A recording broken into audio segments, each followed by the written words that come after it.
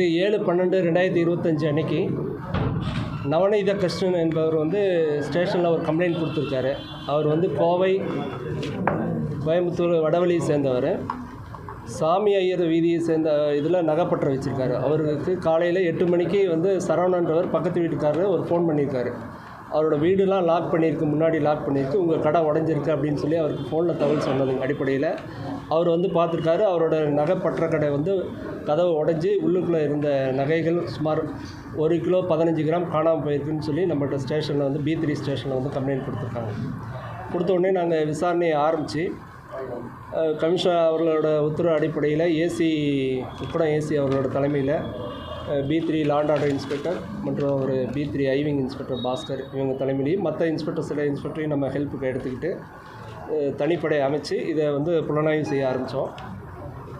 முதல்ல நம்ம அந்த சிசிடிவி அடிப்படையில் பார்க்கும்போது நல்ல குழு கிடைச்சிது. அவரோட உருவம் நல்லா தெளிவாக தெரிஞ்சதுனால அதுக்கப்புறம் மற்ற சோர்ஸுகள் அடிப்படையில் யார் என்னன்னு சொல்லி கண்டுபிடிச்சி அது ஏற்கனவே அவர் பேர் வந்து முருகன் சொல்லிட்டு அவர் ஏற்கனவே ஆர்எஸ்புரம் இதில் வந்து இதே மாதிரி ஒரு நகை கடையை உடைச்சி ஒரு 1/2 கிலோ தங்க நகை திருடின வழக்கில் ஏற்கனவே தண்டனை அனுபவித்து வெளியே வந்தவர். அவர் இன்னொரு குற்றவாளி வந்து சின்னதுரன் சொல்லி அவர் தூத்துக்குடி காவல் நிலையத்தில் ஒரு 3 வழக்குகள் இருக்குது அவருக்கு. ஸோ இந்த மாதிரி 2 பேருமே ஏற்கனவே வழக்குகள் இருக்கக்கூடிய குற்றவாளிகள். இவங்களோட அடையாளம் நம்ம சிசிடிவி மூலம் நமக்கு தெரிஞ்சதன் அடிப்படையில் அவங்க இருக்கிற வீடு நம்ம போய் இது பண்ணி அவங்கள பிடிச்சதில் இந்த நகையெல்லாம் நம்ம ரெக்கவரி பண்ணிட்டோம். இந்த சம்பவம் எப்படி நடந்துச்சுன்னா சுமார் ஒரு 2:30 மணிக்கு வந்து அவங்க அந்த வழியாக போயிட்டு இருக்கும்போது அந்த நகைக்கடை இருக்கிறது வந்து 4 வீடுகள் இருக்கக்கூடியது. அதில் 2 பேர் குடித்தனம் இருக்காங்க, 2 நகைப்பற்ற கடை இருக்குது.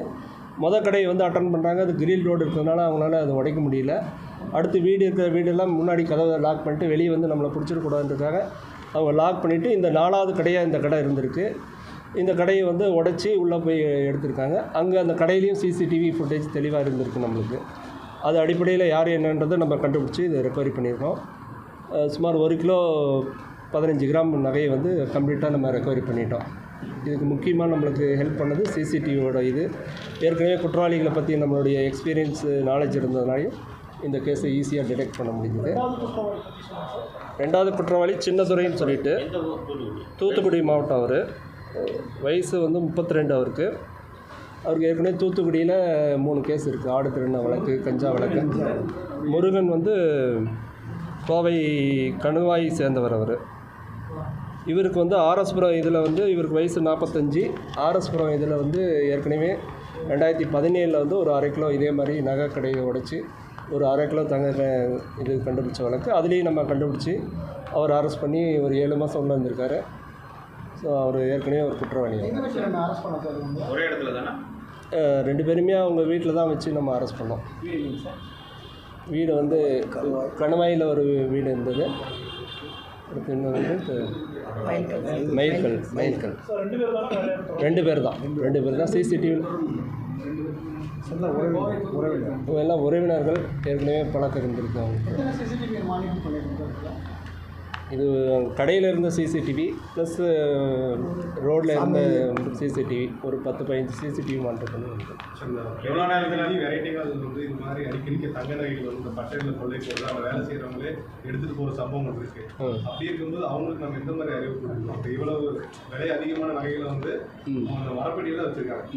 அப்படின்ட்டு இருக்கும்போது இந்த மாதிரி அதுதான் நம்ம வந்து என்ன அறிவுரை சொல்லியிருக்கோம்னா கிரில் கேட் போட்டு நம்ம வந்து கடையை வந்து சேஃப்டியாக லாக் பண்ண சொல்லியிருக்கோம். ஏற்கனவே ஒரு கடையை அட்டன் பண்ணியிருக்கான். அது கிரில் கேட் இருந்ததுனால அவனால் உடைக்க முடியல.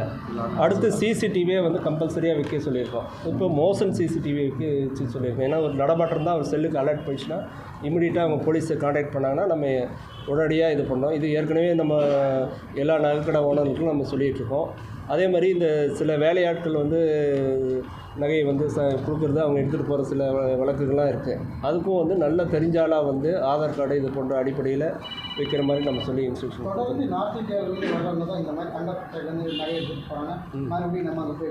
இந்த கேஸில் நார்த் இந்தியன் இல்லை, பொதுவாக நார்த் இந்தியில் நல்ல ஜுவல்லர்ஸ் செய்கிறாங்கன்றதுனால அவங்கள கூட்டிகிட்டு வந்து இங்கே வேலை வைக்கிறாங்க. அதில் ஒரு சிலர் வந்து அது இவங்க கொடுக்குறத நம்பிக்கை அடிப்படையிலே கொடுக்குறத எடுத்துகிட்டு போயிடறாங்க. நம்ம வெஸ்ட் பெங்காலில் போய் நிறைய கேசஸ் பிடிச்சிட்டு வந்திருக்கோம்.